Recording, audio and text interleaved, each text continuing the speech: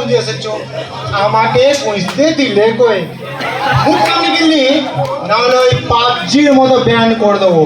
ধ্যান ধ্যান করো না তো, এত বছর তো এই পুরনো ইঞ্জিনটাই চালালে।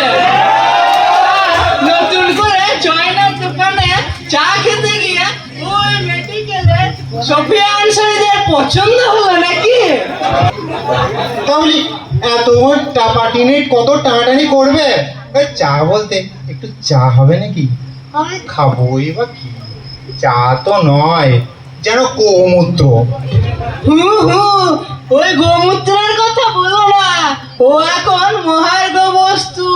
বড় বড় শপিং মলে গঙ্গা জলের পাশে বিক্রি হচ্ছে। তাহলে ওই একটু গোমূত্রই দাও, খেয়ে জয় শ্রী হারাম বলে চিৎকার করে উঠি। আর যাই বলো, ওই ময়নার মতো চা এই তল্লাটে কেউ বানাতেও পারবে না। ওই ওই ওই ডিজিকে জিজ্ঞেস করে দেখো। ডিজি, ডিজি, তুমি কি এখন বড় বড় ডিরেক্টর জেনারেলের সাথে মেলামেশা করছো নাকি? আরে না না, আমার ল্যাংটো এলাকার বন্ধু দিব্যেন্দু ঘোষ, বিশিষ্ট চা বিশারদ। জানো জানো, গত বছর দার্জিলিং গেছিল মাত্র এক কাপ চা খেতে, আবার ফিরে এসে ময়নাকে সার্টিফাইও করেছে। বুঝলি?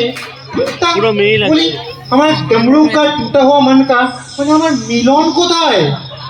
বাহ বাহ, তার ছেলে এখন তোমার হয়ে গেল। শালা দুধ আমার, আর দু ফোঁটা লেবু রস দিয়ে বললে ছানা তো। ওই রকম পাগল অর্ধ উন্মাদ পিস ওই তোমারই হতে পারে, ও আমার প্রোডাকশন নয়। অলুক্ষণে কথা বলো না গো। ছেলেটা এত বছর পড়াশোনা করে এমএ বিএড করে পাগল হয়ে গেল শুধু একটা চাকরির জন্য। আর তুমিও এই সময় এইরকম অকথা কুকথা বলছো। আর তুমিও কম কষ্ট করোনি গো ছেলেটির জন্য। রাতে আমারও ঘুম আসে না, বুঝলে? এই চিন্তায় বুকের ভেতরটা কি ব্যথা কি করে বোঝায়।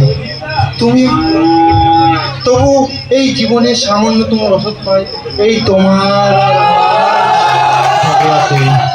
আর টেনশন দিও না গো, টেনশন দিলে যন্ত্রণা আবার আমার মাথায় ওঠে। এই বলে ফেললো, বলে মাথায় ওঠে। কি মাথায় ওঠে? ওই যেটা বলতে পারলাম না, कैसा लगा मेरा मजाक? ধ্যাৎ, তুমিও না। আরে পিছে দেখো, পিছে দেখো, পিছে তো দেখো। নমস্কার, মিলন আছে? কে আপনি? তার উত্তর সময়